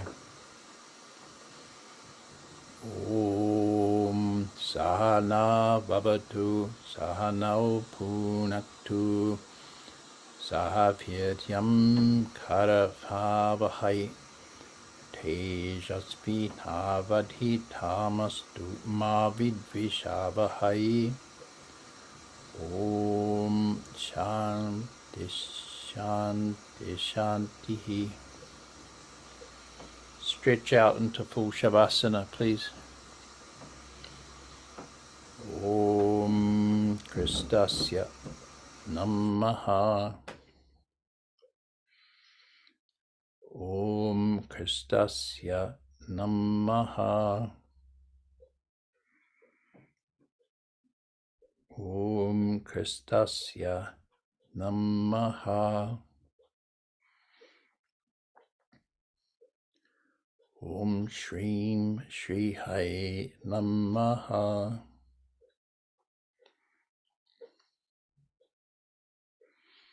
Om Shrim Shri Hai Namaha.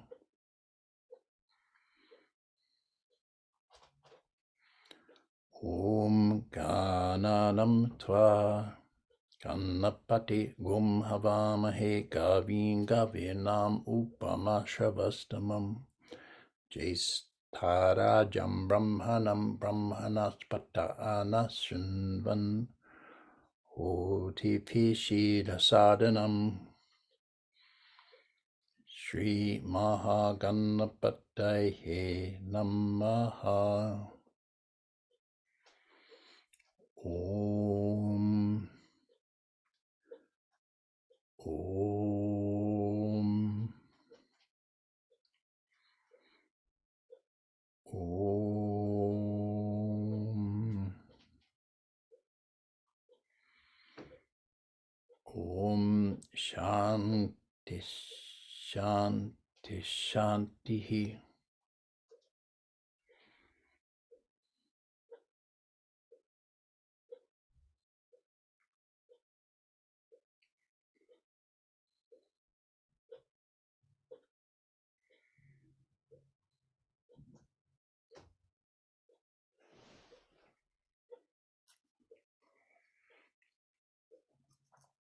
Good. And could you please gently come into sitting?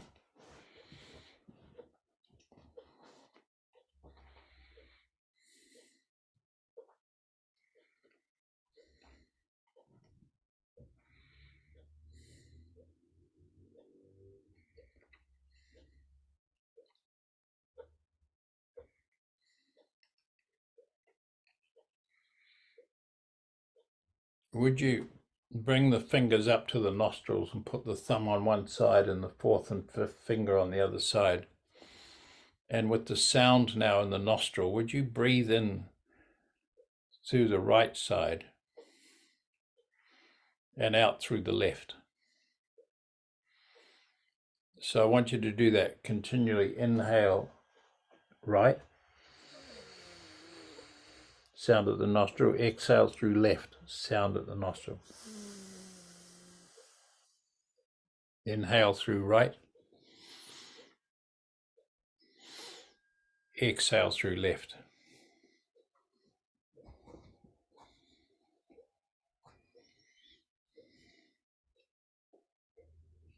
Inhale through the right,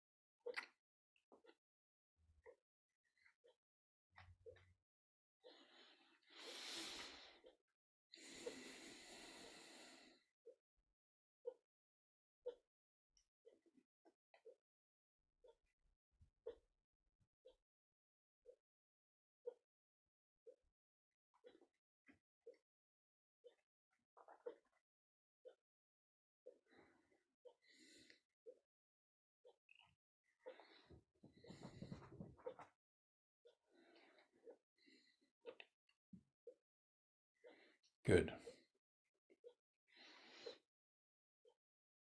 And please, would you simply rest sitting for a moment?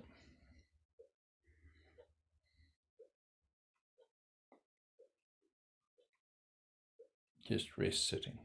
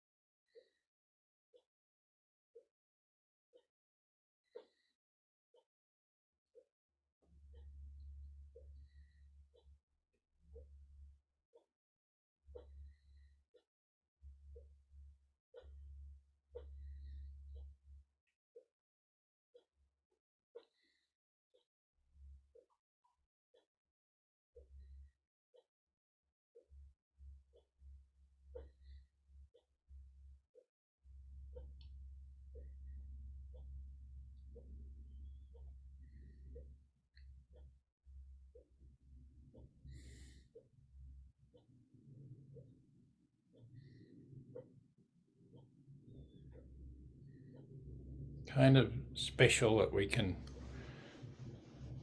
sit here and do this retreat in our own homes. That we can be sitting in many points all around the globe that is obviously a unity condition. factually the globe is a unity and life on the globe is in that unity. And we sit here quietly with each other in that recognition.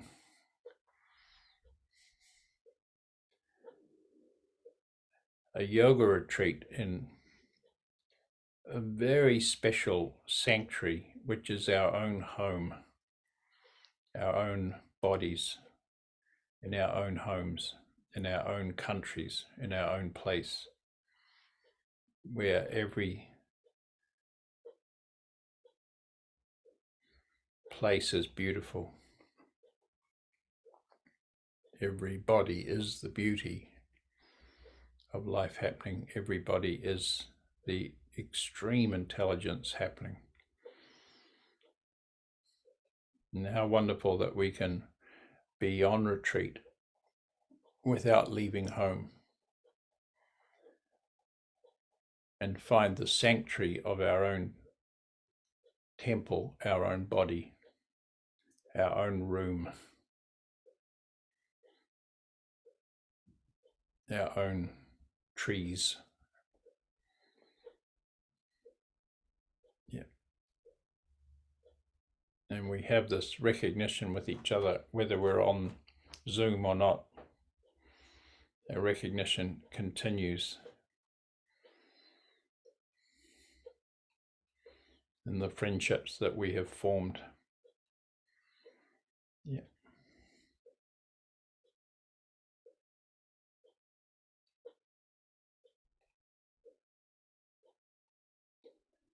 So thank you so much, everybody. Thank you, Paul from Boston, for being here. Paul, thank you so much. Yeah. Thank you, Fed on us, being here. Thank you, Dani, great yogini of Mexico. We meet you soon. Yeah. Thank you, Raul. Thank you, dear Catherine of Germany. Thank you, Gemma, great yogini of Bali or England. Yeah. Thank you, Malcolm, great wandering yogi of France. Yeah. Thank you, Mimi, great yogini of ancient Celtic England. Thank you, Laura, great yogini. Thank you, Rose, holding it down for Aotearoa. Thank God for you. Somebody's got to do it. It turned out to be you. Yes. Thank you, Bea. Beatrix, thank you so much for your presence and the power that emanates from your room to the rest of the globe. Thank you, Claire, for holding it down for the United States of America. Somebody's got to do it. It turned out to be humble you.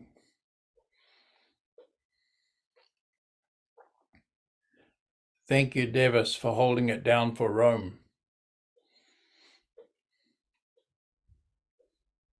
You and Paul holding it down.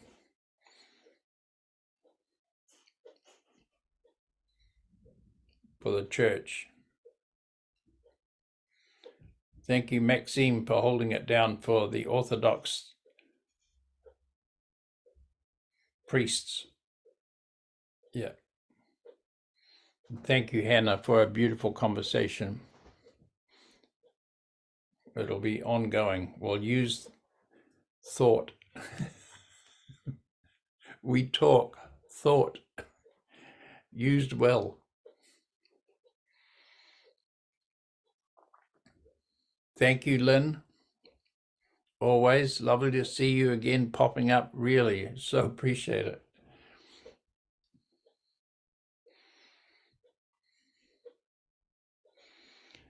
And thank you, Max, there in Berlin. Really appreciate your yoga. And you, thank you, Kalina.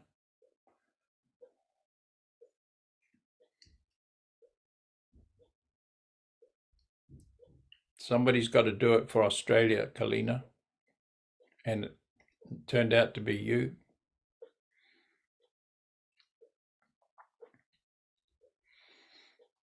Yep. Thank you for getting up at, 5 a.m. for this Dasham.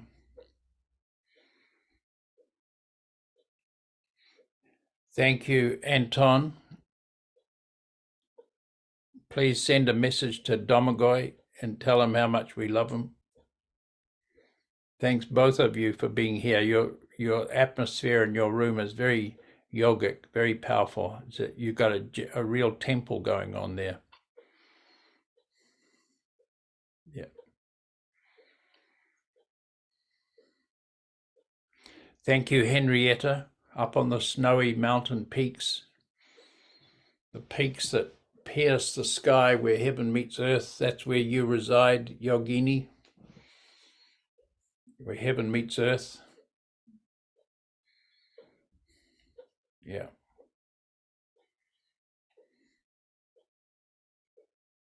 Everybody. Okay. Andy, thank you so much for holding it down for Aotearoa and the world. Thank you for this yoga retreat, everybody, this home retreat. And we've got a lot of ground to cover. We've got some beautiful themes and subjects to go into. Thank you, Laura. I got your thumb. Got it. The yogini comes out of the shadows of her cave just to let us know. My Zoom is always doing this, but I'm not doing it, you know? It's just like something else is living in my Zoom wheel and is doing the sums all the time, even so my hands are here.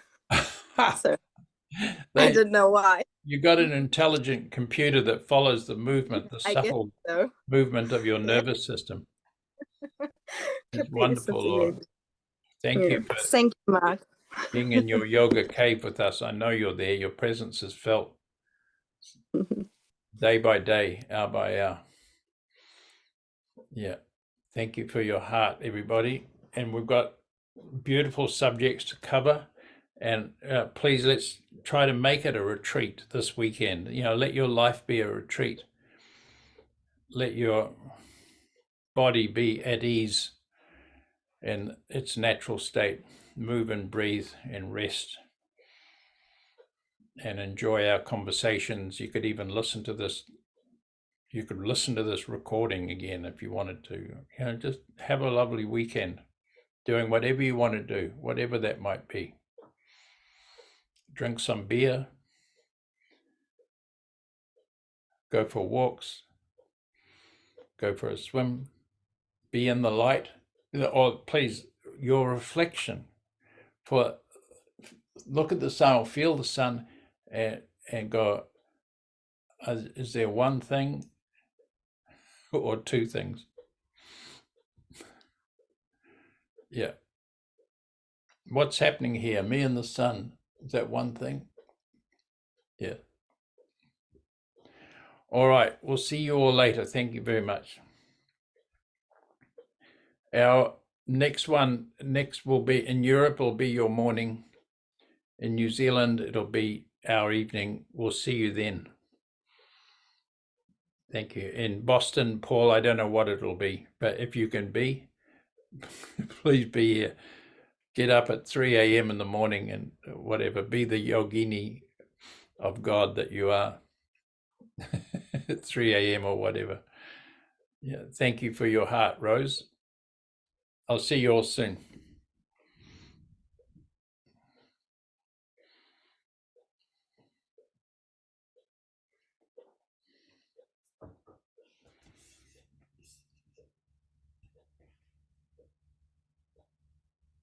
Oh, talk. Wait.